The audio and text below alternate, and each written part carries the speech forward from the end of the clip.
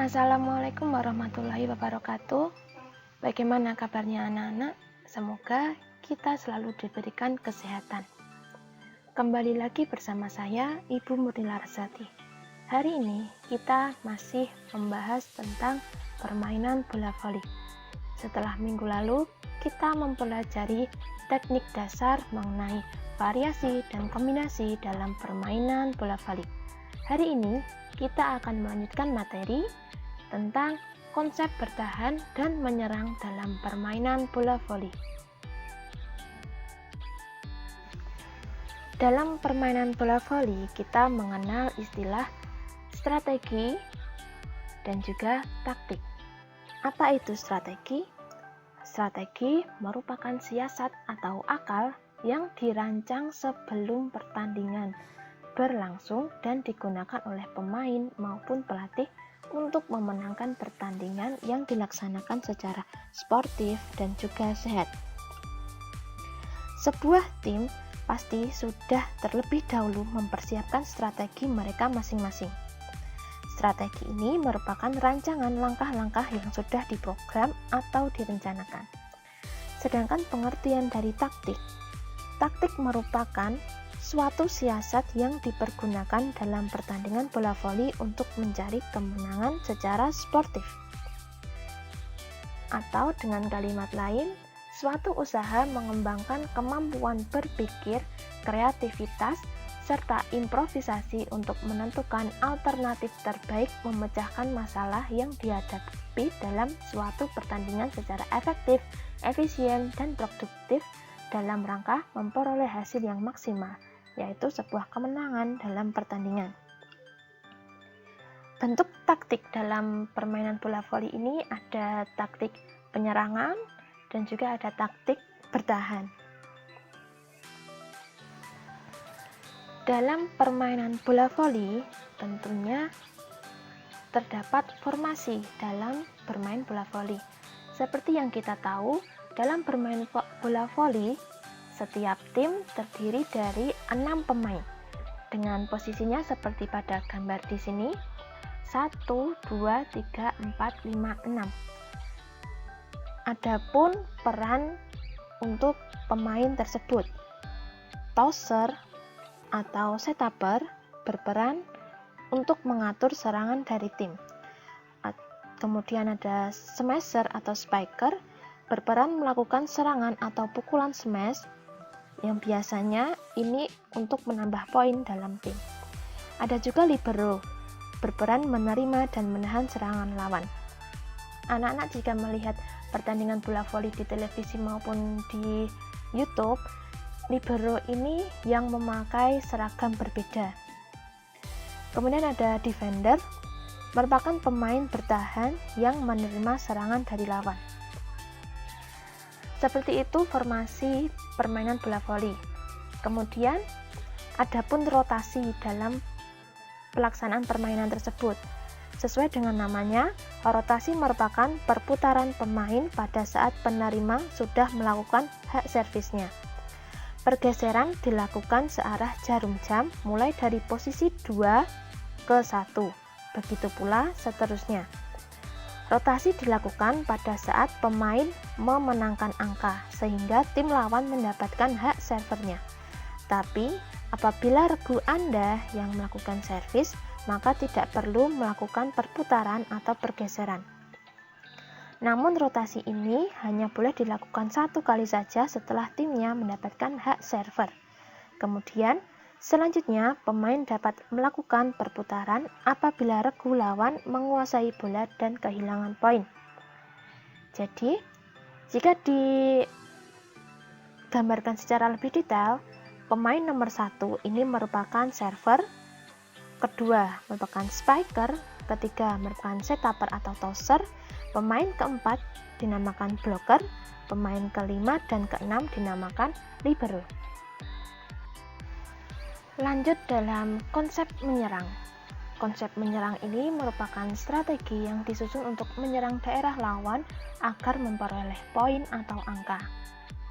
Pola penyerangan ini memiliki tujuan agar terjadi sebuah serangan dan lawan sulit untuk mempertahankan bola, sehingga regu dapat dengan mudah untuk memperoleh angka atau poin.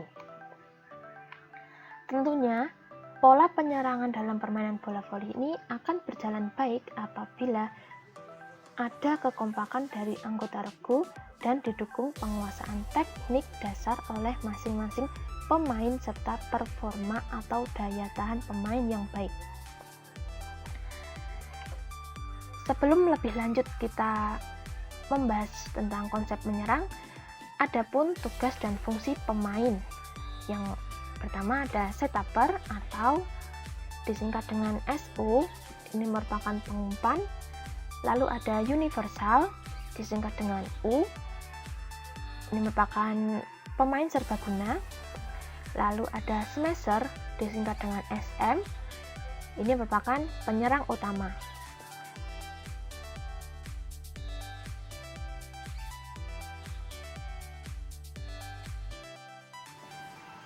Kita akan beralih pada formasi penyerangan. Dalam formasi penyerangan ini, Ibu menampilkan 3 formasi.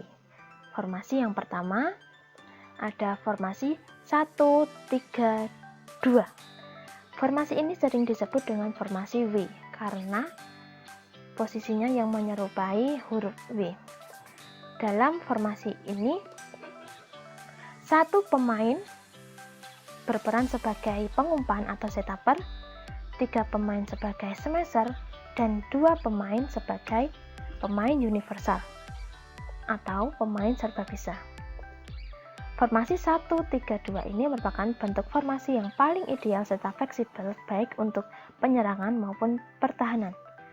Penempatan 3 smasher yaitu pada X4, X6, dan X2 ini diharapkan bisa mengecoh dan menggempur lawan.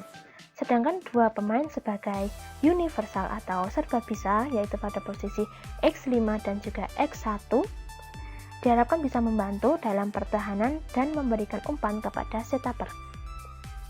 Lanjut pada formasi yang kedua ada formasi 4-2. Dalam formasi ini terdapat 4 pemain sebagai smasher dan 2 pemain sebagai setuper. Smasher ini pada posisi SM1, SM4, SM2, dan SM3. Sedangkan pada setuper yaitu pada di tengah yaitu SU1 dan SU2. Formasi ini merupakan formasi yang menempatkan 4 pemain sebagai spiker atau smasher, kemudian 2 pemain sebagai pengumpan atau setuper. Lanjut pada formasi yang ketiga yaitu ada formasi penyerangan 5-1. Dalam formasi 5-1 ini terdapat 5 pemain sebagai smasher yaitu SM1, SM4, SM5, dan SM3 dan juga SM5 tentunya. Kemudian ada 1 pemain sebagai setuper yaitu pada kode SU. Formasi 5-1 ini merupakan formasi yang menempatkan 5 orang sebagai spiker atau smasher dan 1 pemain bertugas sebagai setuper. Setelah tadi kita membahas formasi penyerangan, kita akan beralih pada formasi pertahanan. Dalam formasi pertahanan ini, Ibu menampilkan 3 formasi atau 3 pola. Pola yang pertama ada pola 2-4.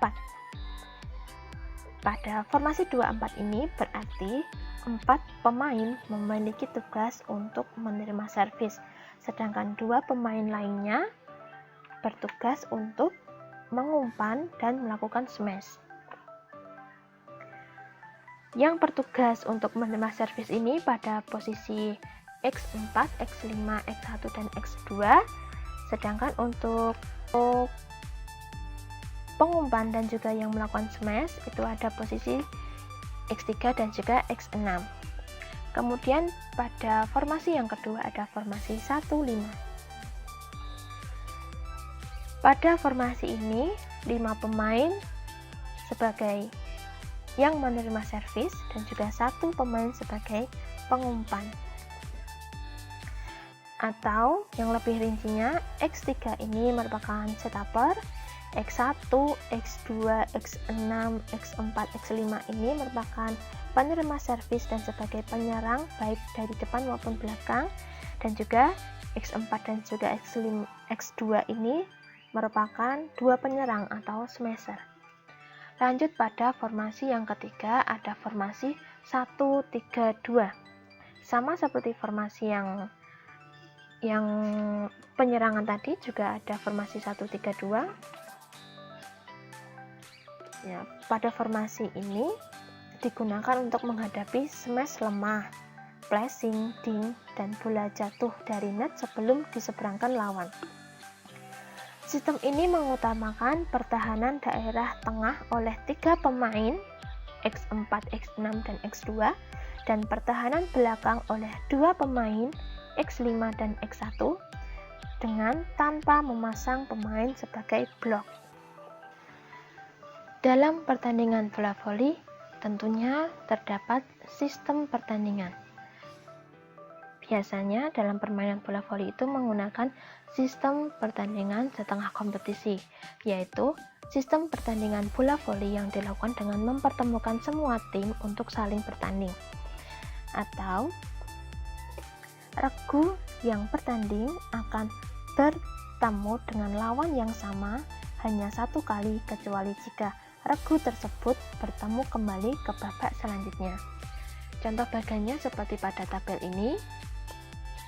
Semisal kelas meeting dan mengadakan permainan bola voli, bisa dibuat grup seperti ini, terdiri dari 4 grup, dan masing-masing grup, semisal grup A ini, regu yang ada di grup A ini saling bertemu. Demikian juga dengan grup B dan juga grup C dan grup D. Kemudian ada sistem gugur. Sistem gugur ini merupakan sistem pertandingan yang biasa digunakan dalam kejuaraan bola voli. Pada sistem ini, setiap regu hanya mendapatkan kesempatan 1 kali bertanding. Jika kalah pada pertandingan pertama, maka tidak diizinkan untuk lanjut pada pertandingan selanjutnya. Contoh pada bagian di bawah ini, semisal ini ada tim 1 sampai 8. Tim 1 dan tim 2 ini saling bertemu. Semisal tim 1 yang menang, maka tim 1 yang akan melanjut pada babak selanjutnya, sedangkan tim 2 sudah tidak bisa lanjut pada babak selanjutnya. Untuk menentukan regu mana yang memenangkan pertandingan, tentunya kita memahami cara menentukan kemenangan dalam pertandingan bola voli. Seperti yang kita tahu, perhitungan skor pada permainan bola voli ini memakai sistem rally point dengan jumlah 25, yang artinya setiap tim atau regu yang mendapat 25 poin dinyatakan menang dalam babak, dengan syarat yaitu selisih 2 poin. Misalnya kita menemukan regu yang memiliki poin 24-24, maka regu tersebut harus bermain lagi dan berusaha untuk menambah poin setidaknya selisih 2. Misalnya 26-24, nah itu regu tersebut menang. Lalu cara menentukan kemenangannya ada 2 peraturan, yaitu peraturan 2 winning set dan peraturan 3 winning set. Peraturan 2 winning set ini berarti sebuah tim memenangi pertandingan setelah unggul dalam 2 set atau game secara berurutan. Contohnya 2-0, 2-1. Ketika regu tersebut memiliki hasil akhir 2-1, jadi kedua regu tersebut harus bermain sebanyak 3 set. Berbeda dengan peraturan 3 winning set, peraturan ini berarti sebuah tim meraih kemenangan dalam pertandingan setelah mencatatkan keunggulan 3 set atas tim lawan. Contohnya 3-0, 3-1, 3-2. Kalau dengan hasil akhir 3-2 ini, berarti kedua regu tersebut harus bermain sebanyak 5 set. Ya, ketika regu tersebut mampu meraih keunggulan sebanyak 2 set, maka set yang kelima ini menjadi penentuan dengan batasan 15 angka.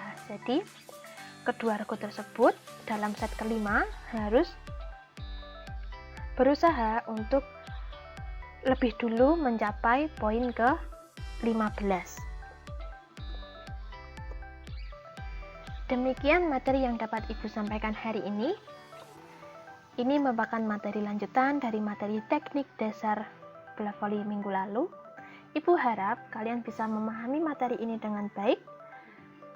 Namun, jika kalian ada pertanyaan, silahkan sampaikan di grup. Kita akan bahas bersama-sama. Jangan sungkan untuk bertanya ya. Kita ketemu lagi pada materi berikutnya. Banyak salah dan kurang dari Ibu mohon maaf. Wassalamualaikum warahmatullahi wabarakatuh.